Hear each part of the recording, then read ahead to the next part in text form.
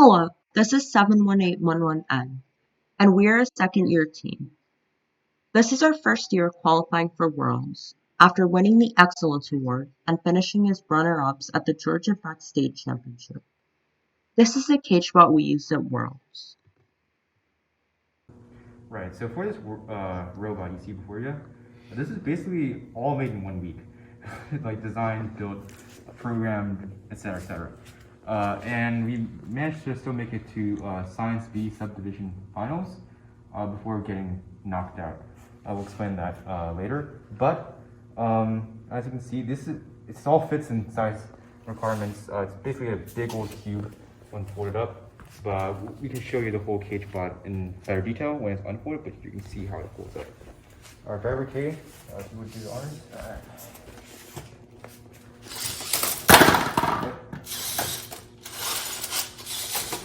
Yes, basically what just happened is we outtake to hold down the intakes, the tray, and the cage, and then we just lift the arm to deploy the cage. And actually our driver K basically did most of the design and build of the cage, so he can explain what goes on in there. Alright, so the cage, in an ideal competition where we like run Auton and then driver, all these pads would fold down like so. And I guess we'll start with the pads. So what these pads do, well, first they're made out of zip ties on the bottom right here. I don't know if you can see that, but they're there. And then there's anti-slip mats on the top of it. And these are connected by, again, another zip tie for the unfolding process. And what these do, basically the shape of these zip ties on the bottom, they kind of create the layout of where the ball is supposed to land when we're scoring it into the cage. And the anti-slip mat on top of the design is also a factor in helping the ball just stay put. I can get some more balls in here. It can demonstrate that a bit better. Alright, like this. So yeah, they're all in their respective places. They're all where they're supposed to be. And as we, well, you can see that this red ball right now, it doesn't count, but as we put more balls in, this will eventually get pushed out towards the center a bit, and then hopefully all of these would count in an ideal situation. So next part, you can go with the gussets right here. As you can see, these gussets are not issued by Vex. These are custom made. These are plastic. We kind of just went with the custom gussets for the cage design because they, well, for one, work better when folding up, and they're just better and cleaner for the design. And then the rubber bands that pass through them, these are for compression. Obviously, in a cage, we want the walls to be in their right plot, in their right spots. So rubber bands, they provide compression, and then the cage just folds into this. You saw it earlier when we actually unfolded the cage. But yeah, these rubber bands just sort of make the walls stay put in their right place. We also have zip ties right here. These zip ties, they just act as the walls of the cage, and when you stack, I don't know, a couple more layers, there you go. Stack a couple more layers. These zip ties help the balls stay put in their places on each side of the wall. If we had more balls, we would put them over here and here too. And they would all stay in the right spot.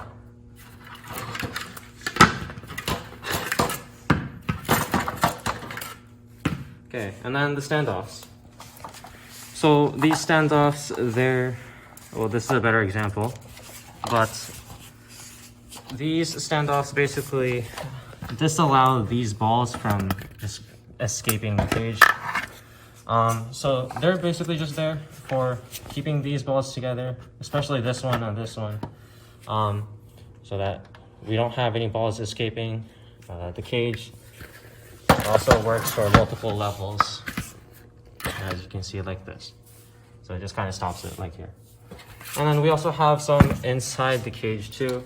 This is just for separation between this ball and this ball, so that if we have a ball in the corner, just directly inside the corner, that's just space that's unnecessarily been taken. So we want to mitigate as much as that possible. So we just keep these standoffs right here. So we just have 2 on each side of the wall. Yeah, since during driver control, kid usually just dumps balls in the corners and they kind of go into the right spots. These stands also help redirect them, so they are inside the cylinder of the goal and therefore count as scored. So if you just drop the ball here, you see it just redirects itself into here, and it's kind of overlapping with the goal rings. Aside from that, there's also an anti-slip mat on the bottom. You can see it kind of features right here. This provides extra friction so our cage doesn't get moved around as we drive around the field. And yeah, actually, unfortunately what happened in our division finals, by the way, is these particular cage bands were overstretched, and so after we put some balls in, they gave way, and a bunch of other balls in our cage fell out. So that unfortunately was what caused us to end our Worlds run. However, if that did not happen, we probably would have made it to division finals, and if we were paired with the other Science B cage bot that was there, we probably could have even made it to World Championships and won. But that's enough for what ifs. As you can see, the cage is connected to the robot via the string tether, and this string is what makes this legal, because otherwise we would be illegally detaching parts of our robot.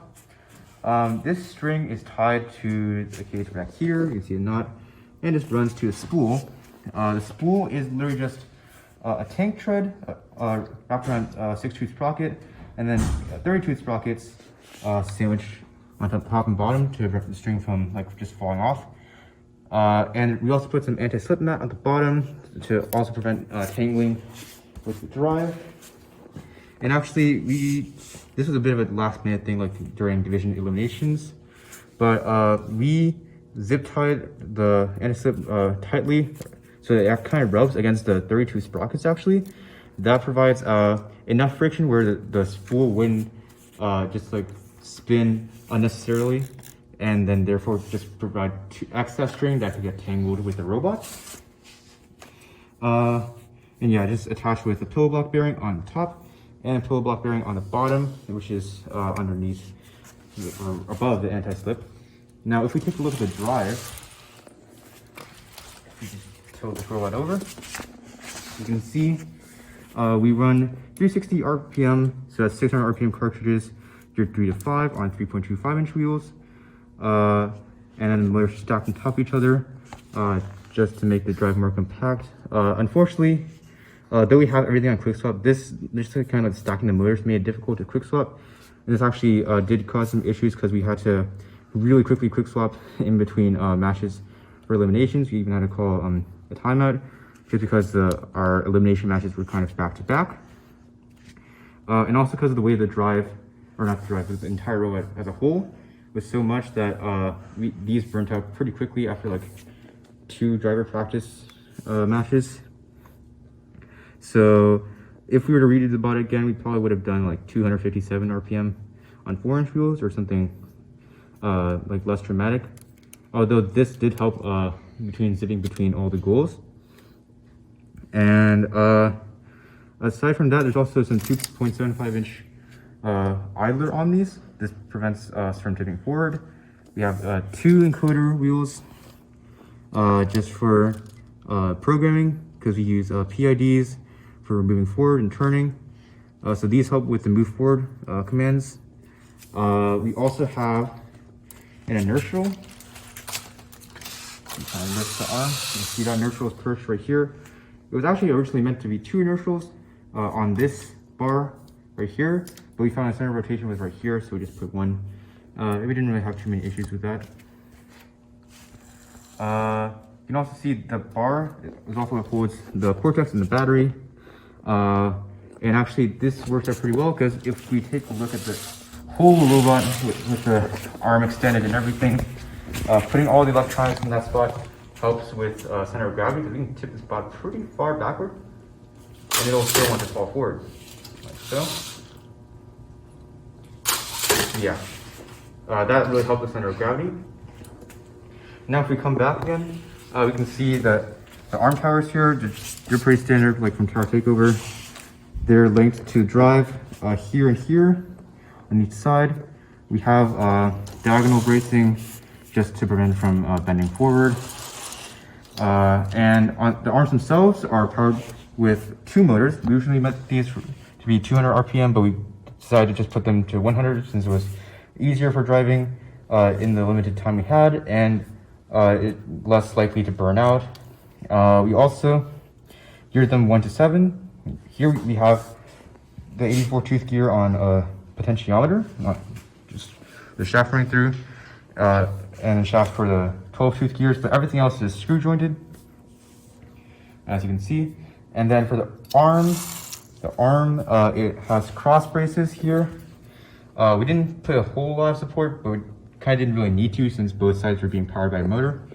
If it were one motor, we would also have more bracing. But also just because of the limited time we have, this is just what we could fit between the tray and the arm. We'll fold it down. You can see as well, there's triangular banding. Lift it up here. Basically, the way triangular banding works, this is like a concept from In the Zone. If the lift is raised, the bands kind of form an equilateral triangle. And when the lift is lowered, we form a right triangle. And that just gives us equal and even tensioning as we lift the arm, and it can pretty much stop anywhere. Bands are getting a little bit stretchy, but you can see the lift can hold itself pretty fine in any angle. And then at the end of our arm is the intakes, which our programmer can talk about. So, look at the intakes. They seem a bit too wide, like for one, the motor is not really aligned with the rest of the intakes. This was for very reasonable design choice that we had. So if you look here, if the arms were actually aligned with the wheels, if the motors were actually aligned with the wheels, then it would just clip the rim of the goal and prevent the robot from going a bit further in. So that's why we have to space them out a bit. And then another thing is, if you look here very closely, the wheel is not in line with any of the holes. It's like sort of diagonal geared. If you can sort of figure out how to do this with Pythagorean theorem. So we did this so that when it's folded up and the cage is attached here, if we had the gear over here, then the motor would stick out too much and hit the zip ties of the cage. So other than that, that's why we have the diagonal gearing. We also have the 4-inch like half-cut flex wheels here to help with fielding. You may be familiar with them already, and the custom gussets to hold them in place. These 2-inch rollers don't actually do anything. We would want to take them out, but we didn't have time. And these 3-inch flex wheels with like the rim is cut off. These help push the balls up on the tray. So yeah, we can do kind of a demonstration of kind of how the moving rollers work. They're a little stuff, but we didn't really have to redo them. So you can see, you can go up and they're held in place by 3-inch flat plate cut. That's 3, 4. Now for actual driver routines, we usually just did 3 to 4, even though this tray could technically hold 5 or even 6. Just because of intake compression, even though we use screw joints at the bottom and they're boxed between 2 C channels, it could still splay out a little bit, and that would make it more difficult to intake more balls. It has like some difficulty, and especially if the balls are in a goal, it just makes it really hard to de-score beyond that point.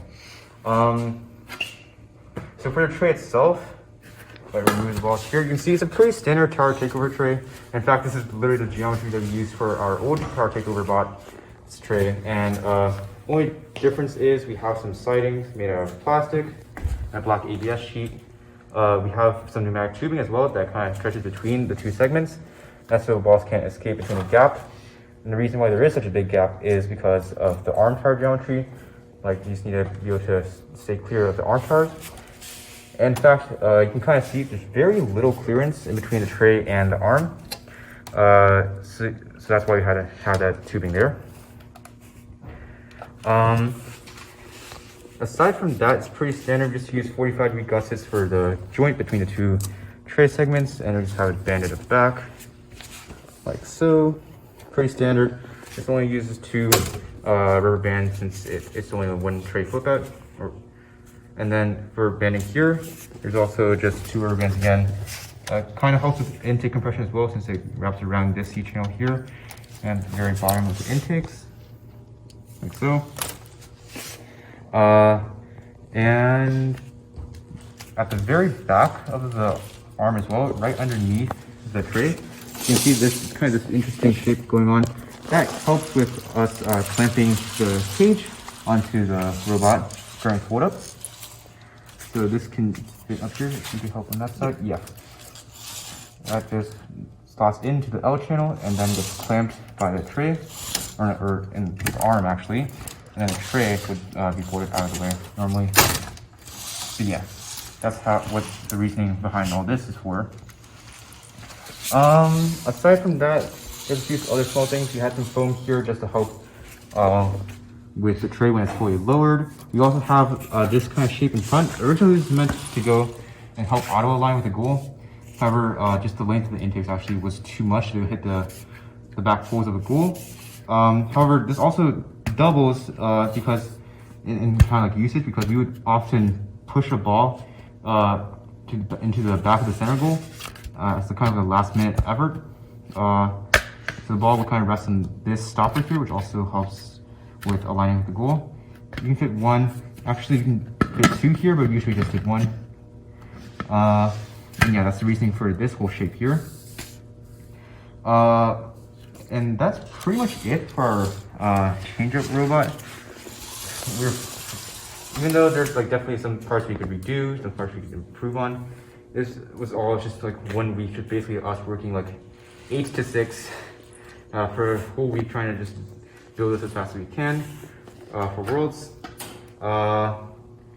Unfortunately, again, we did get knocked out, but I'd say you might see us at Worlds next year.